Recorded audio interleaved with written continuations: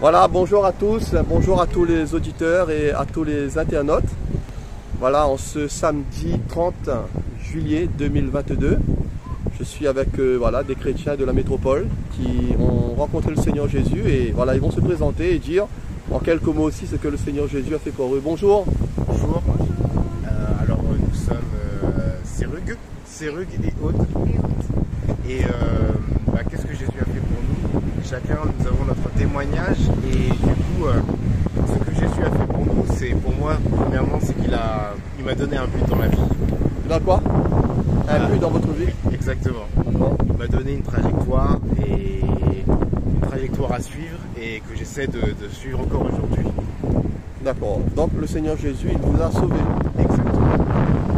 Vous êtes vraiment tourné vers lui et vous avez vécu une vie nouvelle avec lui, c'est ça? Exactement. Ça fait maintenant depuis plus de 10 ans. D'accord. Je me suis fait baptiser en 2008 dans une église à Tours. Donc d'ailleurs s'il y a des gens de Tours qui passent par là, s'il y a des gens de Tours qui passent par là. Et voilà. Et vous avez vécu d'autres expériences peut-être avec le Seigneur? Oui, alors bon, c'est un cheminement assez long, mais je me suis fait baptiser à Tours et puis ensuite on s'est établi, c'est là d'ailleurs on s'est rencontrés dans une église à Paris, à l'église Paris Métropole. Et là-bas, j'ai eu l'occasion de servir, j'ai eu l'occasion de pouvoir servir notamment dans le groupe de jeunes. D'accord. Et là-bas, on a vécu pas mal d'expériences dans les camps, dans plein de choses. Vous aimez chanter aussi, jouer de la musique peut-être?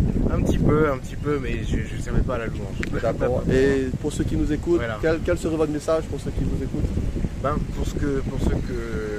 seule chose que j'ai à vous dire, c'est que connaître Jésus, c'est peut-être la meilleure chose à faire dans sa vie.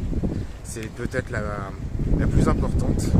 Et pour ceux qui hésitent encore aujourd'hui, qui sont un peu entre les deux,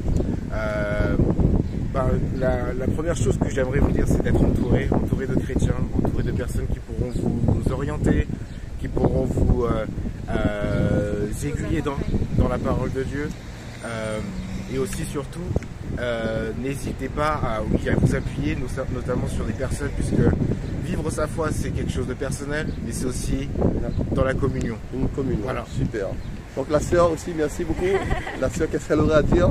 Eh ben, moi je dirais que Jésus c'est celui qui a su m'apporter la paix que je n'avais pas trouvée ailleurs.